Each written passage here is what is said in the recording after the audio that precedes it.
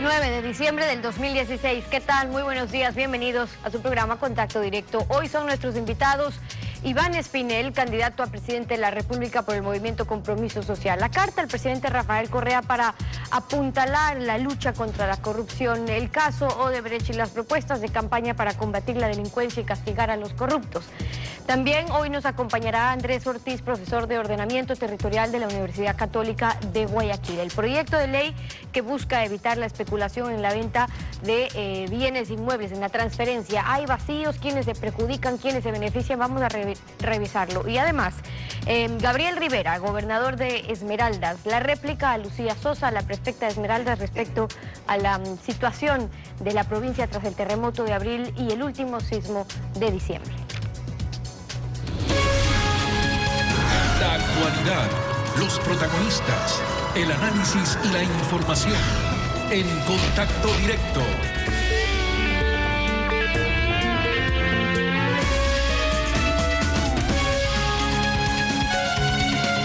¿Qué tal, Lenin? Buen día, ¿cómo te va? Muy bien, Estefi, amigos televidentes, un buen día para todos. El candidato a la presidencia de la República por Compromiso Social, Iván Espinel, remitió una carta al presidente de la República luego de que se conociera el informe del Departamento de Justicia de Estados Unidos, en el que se señala que la constructora brasileña Odebrecht pagó 33.5 millones de dólares en sobornos a funcionarios del gobierno. ¿Qué es lo que le pide usted al economista Rafael Correa en esta misiva? Doctor Espinel, buenos días. Muy buenos días, Lenin, muy buenos días a todo el Ecuador. La carta que remitimos al presidente de la República, Rafael Correa, es una carta en donde establece directamente sobre los casos de corrupción últimamente vistos a nivel nacional e internacional que empañan el nombre del Ecuador. Y le pedimos explícitamente que en un tiempo no mayor de 30 días, por medio de una comisión, establezca las responsabilidades de quienes han firmado estos contratos, ya que en este tipo de situaciones se sabe a quién se le adjudicaron los contratos y quién los firmó, se sabe qué procedimientos, qué obras se establecieron. Sin embargo, se está dando muchas vueltas y no se establecen responsabilidades en miras de aspirar a tener los nombres. Se puede ir actuando de oficio, estableciendo y pidiendo la declaración y también la transparencia de quienes ocuparon los puestos en estos diferentes tiempos establecidos. Usted propone una comisión dirigida por un delegado del presidente de la República, pero si el gobierno ya dijo que no admite ninguno de los señalamientos que ha realizado Odebrecht ante la justicia norteamericana, que ellos quieren las facturas del pago de las coimas, que quieren pruebas. Bueno, no hay peor ciego que el que no quiere ver. Ya se demostró incluso por un miembro de los legisladores del propio oficialismo que no se actuó con celeridad por parte de la Fiscalía en los casos de corrupción de Petroecuador, donde se lo dejó escapar al señor Carlos Pareja. Por favor, si ya el Departamento de Justicia, los mismos directivos de Odebrecht están puntualizando los casos, en Perú, en Colombia se están tomando medidas y Ecuador está cruzado de brazos. ¿Cómo podemos vivir con esa realidad? Y es por eso que en la misma carta le proponemos al presidente de la República hacer observación hacia la ley Bisturí para eliminar el cáncer que está matando al país de la corrupción. Una ley que ha propuesto el movimiento Compromiso Social, en donde casos específicos, como por ejemplo el peculado, que el Código Integral Penal actual establece una pena máxima de 13 años, nosotros la establecemos en mínimo 40 años, estableciendo otras causalidades de corrupción. Pero nadie propone esto, Lenin y ciudadanos. La política tradicional, esa que ya fue, y el presente estancado tampoco, porque todos de alguna u otra manera han estado vinculados con casos de corrupción. Doctor Esta Espinel, ley usted incluso habla de retroactividad en los casos de corrupción y elección del Estado. ¿Usted considera, como lo entienden otras organizaciones políticas, que debería ser investigado el vicepresidente de la República, Jorge Glass Espinel? Bueno, debería ser investigado quienes estuvieron inmiscuidos en estos contratos. Indiferente, porque aquí también se trata de hacer un show político. Y de eso no quiere la población ecuatoriana, no queremos los ecuatorianos de bien. Queremos establecer responsabilidades, caiga quien caiga. Sin embargo, hay también municipios vinculados con estos casos de corrupción y que no se le dice absolutamente nada, que son parte actual de la coyuntura política, de esa política tradicional.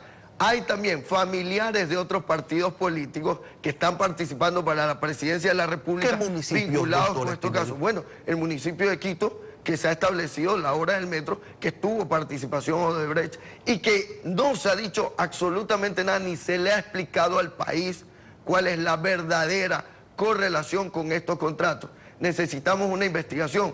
Mire, Lenny y ciudadanos, yo vivo aquí en este país hermoso, Ecuador, donde todos los días nos levantamos por esforzarnos y trabajar. Por la indecencia de unos pocos, no va a evitar que dejemos de soñar, ni va a evitar que nos levantemos. El Ecuador se ha levantado con dignidad y pasión para reclamar lo que necesita el pueblo ecuatoriano: consenso y transparencia. Doctor Espinel, ¿usted considera que este gobierno es corrupto? Bueno, nosotros no podemos establecer un ámbito de corrupción, no. Sí hay funcionarios que se han demostrado que han establecido márgenes de corrupción, los cuales se debe actuar con radicalidad. Y los otros que se sospecha, no soplarles al oído. Debemos establecer y fustigar a quien trata de empañar la dignidad de la mayoría de los ecuatorianos que queremos mejores días para el país. Estas cosas que dice hoy, ¿por qué no las decía cuando fue director provincial del IES en Guayas, cuando era funcionario de este régimen? Mire, Lenny, a todos los ciudadanos le queda como ejemplo. Fuimos el único funcionario en toda la historia del Ecuador que embargamos una misma institución pública. No nos tembló la mano. El Ministerio de Salud Pública tenía deudas con la Seguridad Social desde 1980 por no pago de aportes patronales. Si eso no es una muestra de transparencia, de actuar con la legalidad, venga quien venga, entonces ¿qué es? Nosotros podemos decir que hemos actuado con transparencia y radicalidad en beneficio del país. ¿Y fue testigo de alguna irregularidad durante el ejercicio de su función pública? Bueno, nosotros cualquier irregularidad que hubiéramos detectado, la mencionamos. Por ejemplo, no es desconocido para nadie que incluso tanto en algunos medios de comunicación como algunas instituciones públicas y privadas establecimos dentro de nuestra competencia como juzgado de coactiva, pero jamás nos cruzamos de brazos en la seguridad social o en otro tipo de posiciones, tanto públicas como privadas, porque debe primar la conciencia ciudadana, lo que establece el verdadero compromiso social con la gente. Propone una comisión de alto nivel que se encargue de investigar la corrupción. ¿Por qué no exigir a las autoridades de control, que tienen obligaciones legales y constitucionales, celeridad en sus investigaciones y acciones concretas, como por ejemplo lo ha hecho en Panamá el gobierno de esa nación? Resolvieron prohibir la participación de la constructora brasileña hasta que no devuelva al menos todos los recursos que ganó luego, posteriormente al pago de los sobornos. Lenin y ciudadanos, eso no es una virtud, eso tiene que ser una obligación. Eso está estipulado en la Constitución de la República del Ecuador. Sin embargo, hemos visto que está anestesiada la función tanto de la Fiscalía como la función judicial en el Ecuador para actuar con celeridad. Es por eso que proponemos una comisión con un plazo determinado. Pero mire la indiferencia. Mientras a los jóvenes nos exigen un examen para entrar a las universidades, encontramos dinero en los techos de las casas de diversos funcionarios. Mientras los médicos tienen que salir del país para buscar un posgrado, se encuentran estos actos de irregularidades de coimas. Mientras los docentes se les exige un PhD que está muy bien, encontramos que no hay celeridad en la justicia o en la función judicial del Ecuador. No podemos ser indiferentes con la realidad. Es por eso que nosotros, proponiendo esta ley Bisturí para eliminar el cáncer de la corrupción, estamos sanando al país. Pero ser contemplativos, jamás. La ley Bisturí que usted propone contempla el incremento de las penas cuando se cometen actos de corrupción. ¿Tiene algún otro articulado, algún otro tema que trate? Claro, hay primero establecimiento de juzgados dedicados a la corrupción, especializados en esto, y la propensión de otros delitos que no están estipulados en el Código Integral Penal, como por ejemplo en el lentecimiento de personas o servidores públicos que no tramitan adecuadamente, probablemente por coyuntura o beneficio, dando penas, por ejemplo, de 3 a 6 años. El país necesita respeto, los ciudadanos queremos mejores días, no queremos regresar al pasado, tampoco estancarnos en el presente, cuyo modelo se agotó, queremos un futuro soñado. Esas propuestas radicales que usted realiza, incrementar las penas en casos de corrupción con un tope de 40 años, pena de muerte para algunos otros delitos, ¿solo así se va a poder combatir la corrupción y el delito en el Ecuador? No, esto tiene que ser un consenso de muchas cosas. No hay que tener una medida aislada para establecer un nuevo régimen y sobre todo erradicar estos males. Pero sí hay que tener la firmeza, la valentía. Y tiene que venir alguien que representa a la nueva generación política del país. Alguien de 33 años para decir las cosas como son. Porque la política tradicional, de alguna u otra manera, está vinculado con casos de corrupción anteriores, con casos que dejaron mucho que desear en el Estado ecuatoriano. Pero nosotros, emprendiendo como la representación de esa posta política, tenemos que decirle al país, porque no tenemos compromiso con absolutamente nadie, lo que necesita el Ecuador y cómo erradicar estos grandes males. Ahora, sí, la corrupción viene desde antes, pero han transcurrido 10 años y el gobierno no ha hecho nada para investigar o sancionar esos casos anteriores de corrupción. Y durante estos 10 años han ocurrido otros casos de corrupción y vemos que también hay demoras para su investigación. ¿Es endémica la corrupción en el Ecuador? Bueno, la corrupción no es de esta administración, o no es que se ha descubierto en esta administración, viene de muchos años atrás. Lo que parece una sinvergüencería es que los partidos o movimientos políticos que son de antaño y que quieren venir al Ecuador a liberarlo en este momento, también participaron en estos actos. Y también por eso les tiembla la mano al decir algo, porque saben que les va a chocar. Esta ley, bisturí, para erradicar el cáncer de la corrupción, tiene incluso un carácter retroactivo para situaciones que han lesionado gravemente al Estado, también sancionarlo.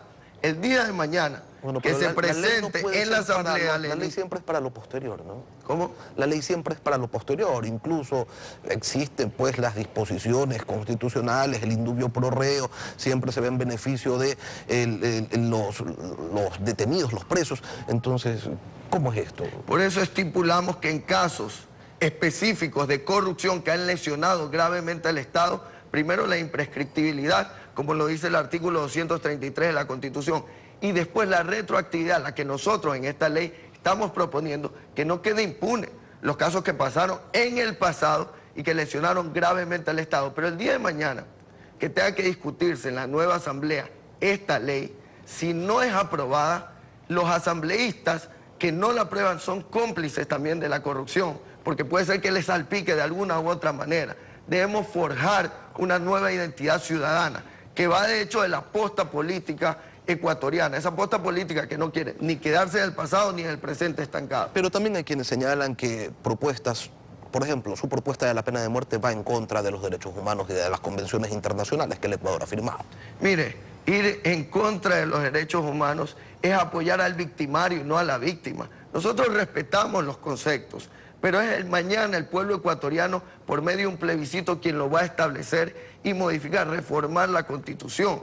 Pero no podemos proteger a quien te encañona en la esquina y quien te mata por un celular. Por favor, ¿dónde está la decencia? Somos los que más respetamos los derechos humanos, estableciendo a la mayoría de ecuatorianos, protegiendo a la gente de bien que se esfuerza y trabaja todos los días. ¿Ha pensado usted que si existiera la pena de muerte para los violadores, como usted lo propone, esto eventualmente podría haber afectado a algún candidato a la presidencia, lo podría haber dejado huérfano? Caiga quien caiga. No hay que ser contemplativos ni no tenemos compromisos con nadie como la política tradicional. Debemos establecer una nueva identidad del Ecuador y por eso es que somos el único movimiento político y el único candidato a la presidencia que proponemos cosas arriesgadas, cosas visionarias por el bien y la tranquilidad de todos los ecuatorianos. Ahora, usted dice que el pueblo está cansado, que quiere propuestas extremas, pero las encuestas no lo favorecen, doctor Espinel. ¿Qué pasa?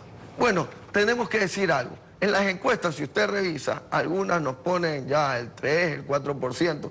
Hemos crecido exponencialmente. Hace un poquito más de un mes inscribimos nuestra candidatura, lo que quiere decir que hay una alta identidad con el compromiso social. Claro, no tenemos las grandes chequeras o el poder político para ser muy conocidos a nivel nacional, pero ténganlo por seguro que estamos redoblando esfuerzos y ténganlo por seguro que esa conciencia ciudadana nos va a dar la victoria final. Dice que no tienen las grandes chequeras. ¿Quién financia su campaña? Porque esto de la política también es una cuestión de plata. Todos los integrantes del movimiento, desde hace más de 6 años, nos hemos esforzado con actividades, con aportes en logística, banderas, camisetas, dípticos, para establecer un movimiento político. Nos tardó 1 año y medio recoger más de 760.000 firmas, no como otros colectivos que recogieron más de 1 millón en 3 meses. Entonces, esto ha valido el esfuerzo de más de 500.000 de ciudadanos que le han apostado al compromiso social. Iván Espinel, candidato a la presidencia de la República por el movimiento Compromiso Social, gracias por acompañarnos esta mañana. Muchas gracias a todos ustedes. Estefi.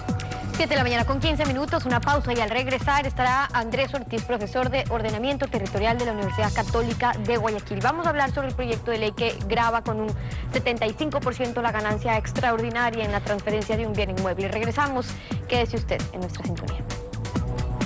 La esperanza es el sueño del hombre despierto, lo dijo Aristóteles, filósofo griego.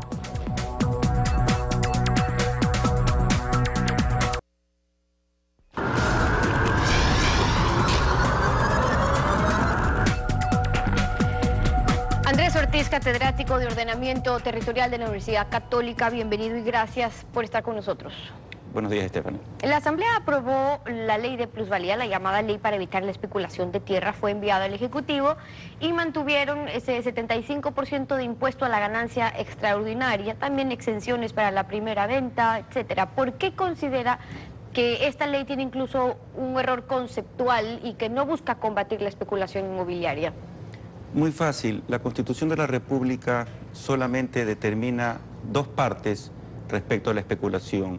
Una en la parte de la soberanía alimentaria, que es el artículo 281, en donde se prohíbe la especulación o elevación de los precios de los productos alimenticios, y otra parte en el 376 respecto al derecho al hábitat y a la vivienda y a la posibilidad de que los municipios expropien territorios para construir viviendas de interés social.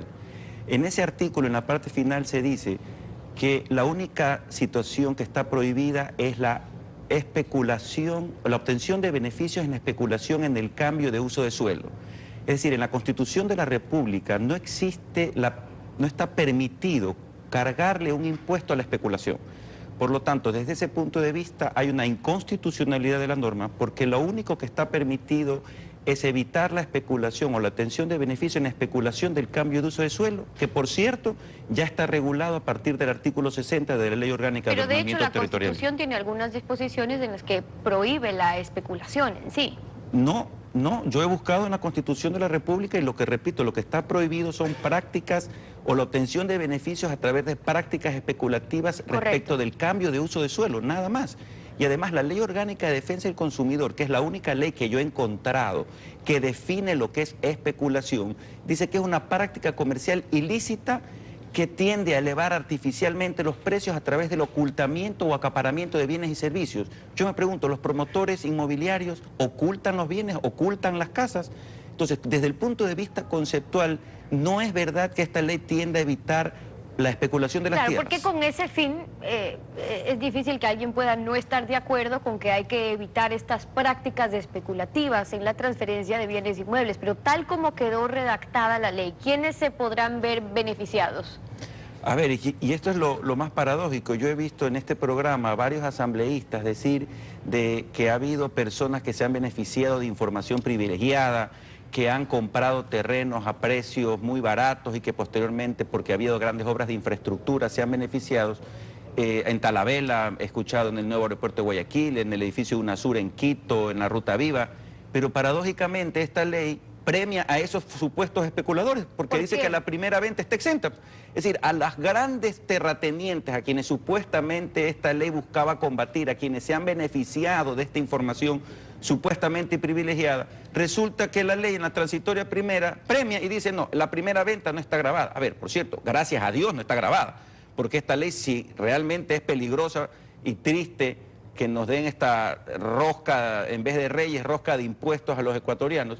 No es posible que se quiera decir que se evita la especulación cuando resulta que a los especuladores se los está premiando, porque esos les juega la transitoria, porque ellos compraron las tierras antes de la promulgación de esta ley. Entonces a ellos no les va a jugar el 75%, sino solamente el 10%. Entonces yo realmente no termino de entender. Con esa aclaración y sobre una de las motivaciones de este proyecto de ley, que es evitar estas prácticas especulativas para quienes se pueden favorecer de información privilegiada, el propio exdirector del SRI decía, bueno, lo que se hace en otros algunos países en relación a eso es que se transparenta justamente cuáles van a ser las obras en los distintos cantones, ciudades, provincias que estén planificadas para que no exista tal información privilegiada, sino que hay una planificación anual, por ejemplo, sobre las obras que se van a hacer y entonces se transparenta la información para que no haya uno o tal funcionario. Es decir, ¿eso se puede aplicar? A ver, la Ley Orgánica de Ordenamiento Territorial a partir del artículo 60 establece con claridad y de manera taxativa cuáles son los instrumentos o mecanismos que tienen los municipios para evitar la especulación en los territorios de sus cantones.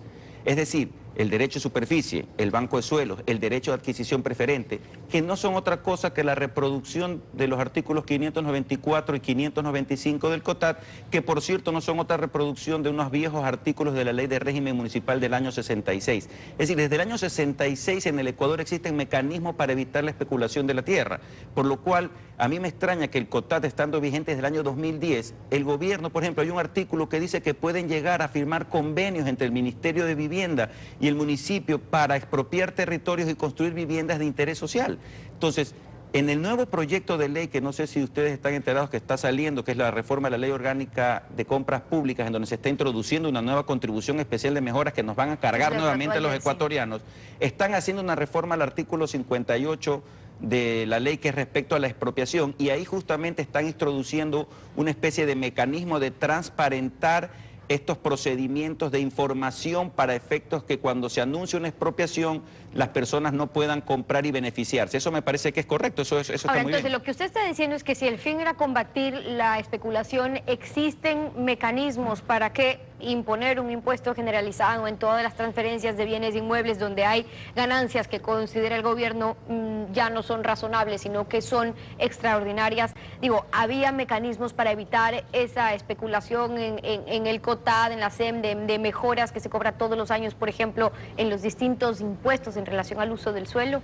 Pero es que además, por supuesto que sí, Stephanie, en el Ecuador uno ya paga el impuesto predial urbano. Cada 2 años se revaloriza la propiedad por mandato legal. Tenemos ahora la contribución especial de mejoras que nos quiere cargar el gobierno a través de las obras públicas que realicen los municipios, el gobierno central en los municipios, en los cantones. Pero además es impresionante cómo se confunde la ciudadanía. Una cosa es la captura de la plusvalía, que yo entiendo que es verdad que cuando se existe un beneficio de los urbanizadores, ellos tienen que aportar al municipio parte de su territorio, que ya lo ceden entregando más del 15% de áreas verdes, cuando ceden las aceras y bordillos, ahora con la concesión onerosa de derechos, que es otro mecanismo de captura de la plusvalía importante.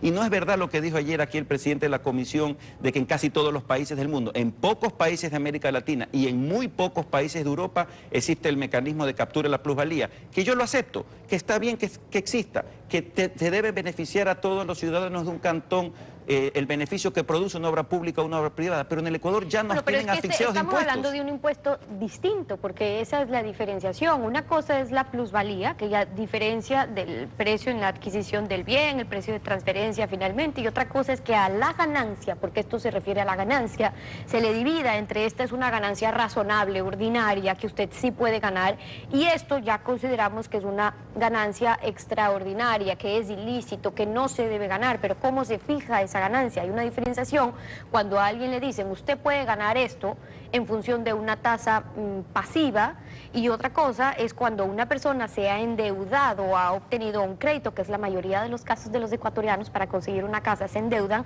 pagan una tasa activa durante un número de años, pero en la fórmula lo que le consideran es la tasa pasiva para calcular y decirle esto está bien que gane, por encima de esto ya es una ganancia ilícita, devuélvame, dice el Estado, al cobrarle un impuesto del 75%.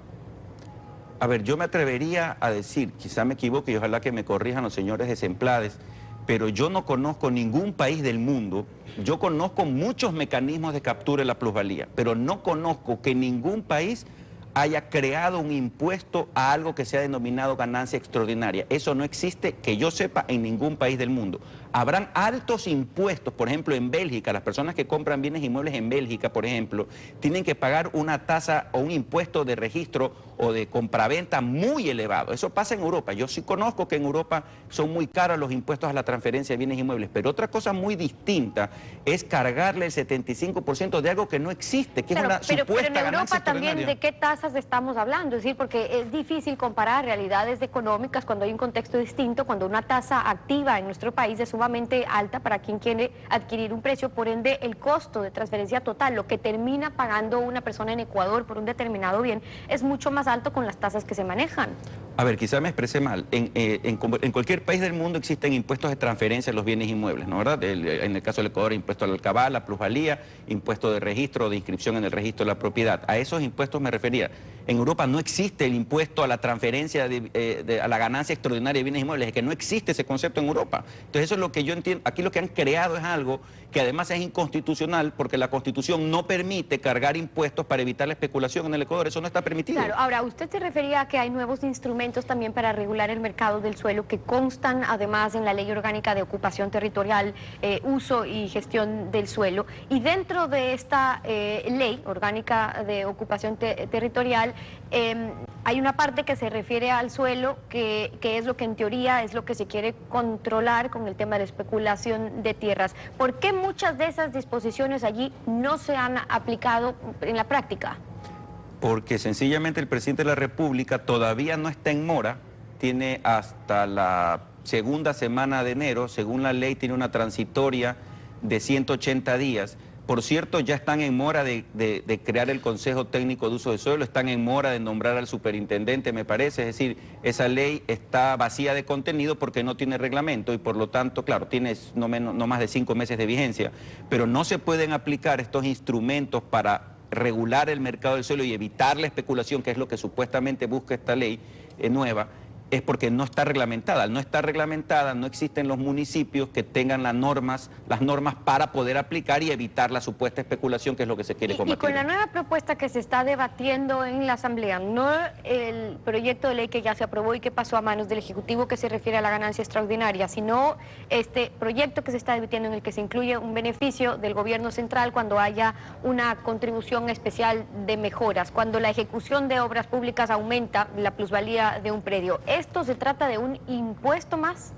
No, los tributos se dividen en impuestos, tasas y contribuciones especiales. Esto no es un impuesto, esto no es una tasa, esto es una contribución especial que viene a ser un tributo nuevo que se nos va a cargar a los ecuatorianos. Entonces, ¿es un tributo más? Es un tributo más, por supuesto que sí. Dicen que lo vas a poder descontar como en la ley de plusvalía sí se dice que en la diferencia entre el precio de adquisición y de venta vas a poder deducir lo que pagas en contribución especial de mejoras. Dicen que no es otro impuesto. Sí es otro impuesto, porque puede ser que yo pague mi impuesto a la contribución nueva, pero nunca venda mi propiedad. Por lo tanto, sí es un impuesto nuevo. O sea, siempre voy a terminar pagando el impuesto a la contribución especial de mejoras que está creando ahora el gobierno. A su juicio, ¿cuál es el efecto que tendrá este proyecto de ley que se refiere a la plusvalía, a las ganancias extraordinarias, que probablemente será enviado ya los próximos días al registro oficial, a menos que el presidente quiera enviarlo nuevamente a la Asamblea por algún cambio? Yo esperaría que el presidente de la República, y debo ser sincero, por el proyecto del presidente, con toda la carga ideológica que tiene, que por supuesto no la comparto, era mejor que lo que ha salido de la Asamblea. Hay artículos, Stephanie, que no se entienden en la transitoria primera, han incorporado incisos que no se entienden.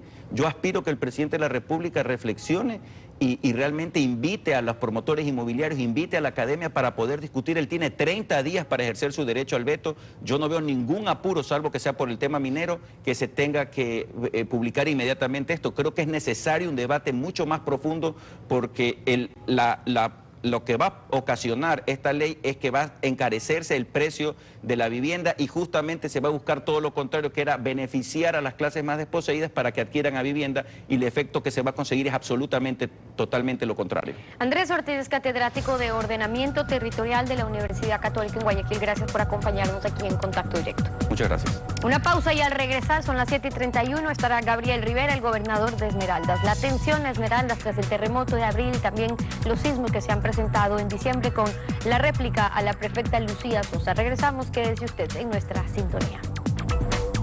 Solo se puede gobernar un pueblo ofreciéndole un porvenir. Un jefe es un vendedor de esperanzas. Lo dijo Napoleón Bonaparte, emperador francés.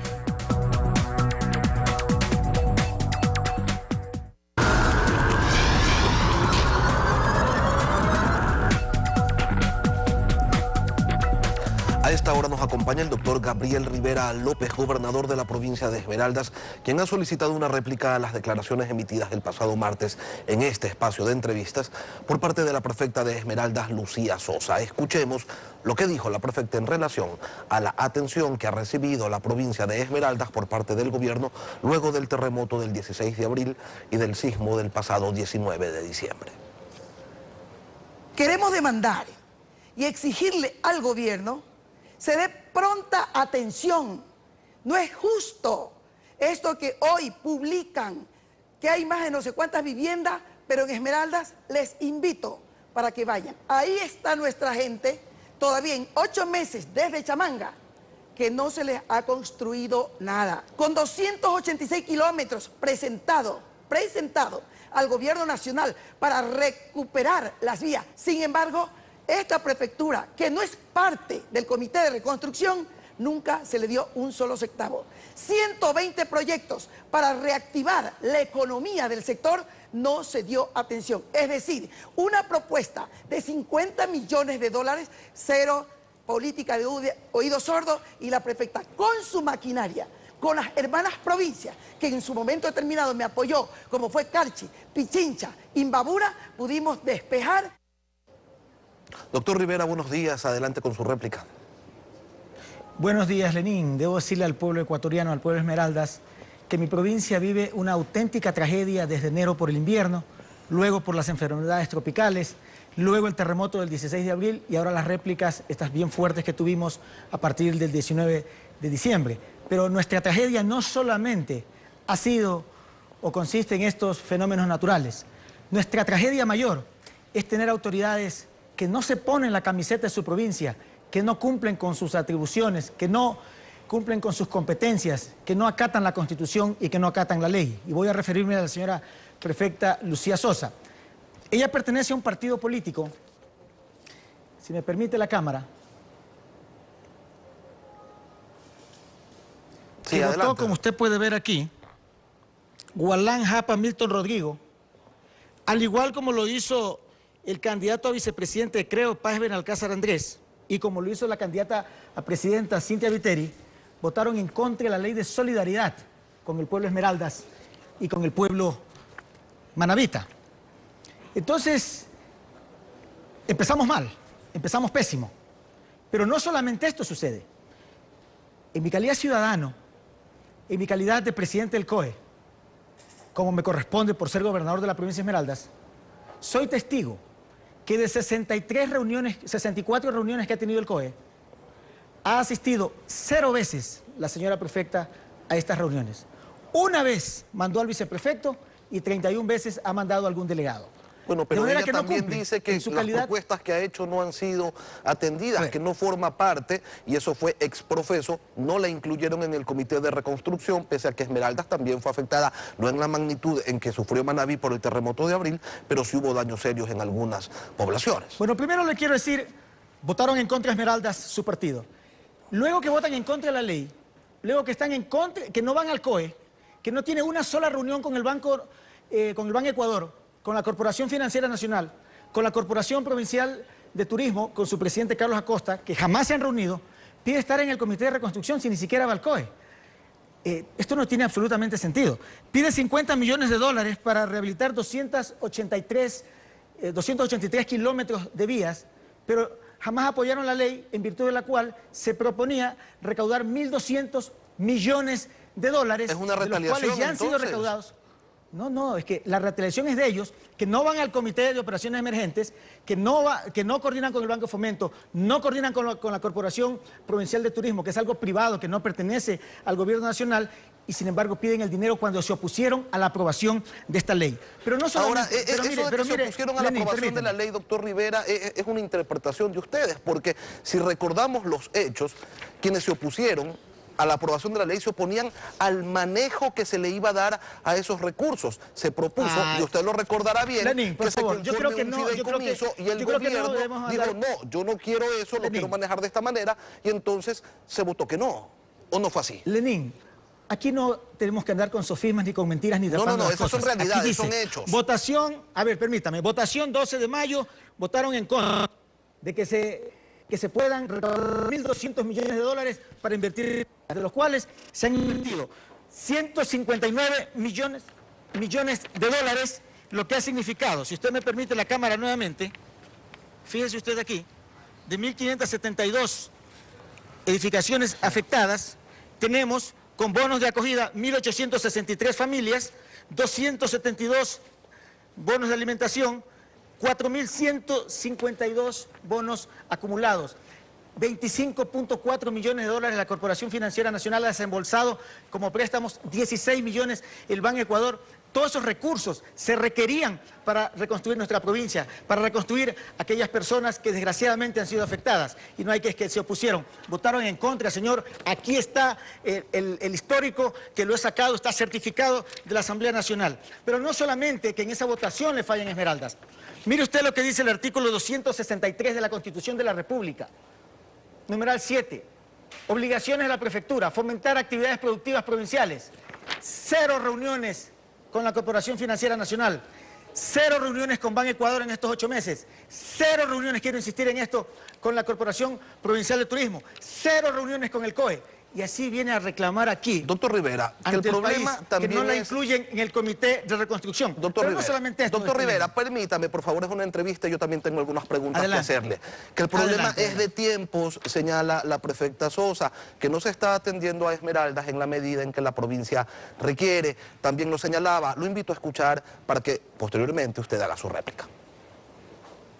Queremos que el gobierno sea ágil, que no puede ser que ahorita para dar una carpa se pase tanto tiempo para entregar una carpa, sino que vayamos a los sitios, a las casas a entregarle. Nuestra gente se le han destruido la vivienda, no quieren ir a los albergues. Hay uno instalado, pero los demás están en taseche. Estamos entregando material y lo hago como prefectura, ayudando a entregar cañas jugadúa para apuntalar, techados de plástico y el material de lona para hacer los cerramientos y de esa manera la gente se cubra un poco. Adelante, gobernador. Aquí tengo la foto de Taseche, mi querido Lenín. Esta es una vía de tercer orden. ¿Sabe responsabilidad de quién es? Responsabilidad de la prefecta, que se opuso ella y su partido a que se apruebe una ley para tener los recursos para hacer estas vías. Aquí está.